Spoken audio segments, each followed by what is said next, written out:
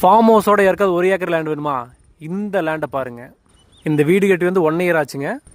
Land வந்து எக்ஸாக்டாக 1 acre. நல்ல செம்மண் லேண்டு, கிழக்கு சரிஞ்ச மாதிரி லேண்டுங்க. தார் ரோட்லேருந்து உள்ள வரக்கு 100 மீட்டர் வந்து உள்ள வரணுங்க. 14 அடி பொதுத்தடம் இருக்குதுங்க.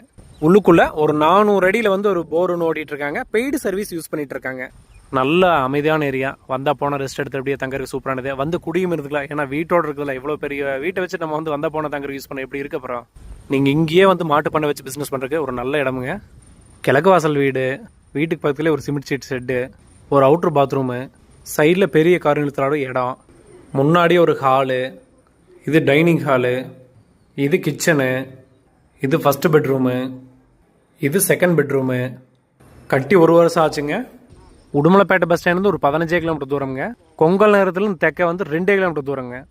டோட்டல் ப்ரைஸ் 70 lakhs சொல்லியிருக்காங்க. நெகோஷியபிள் பண்ணிக்கலாம். பொள்ளாச்சியிலேருந்து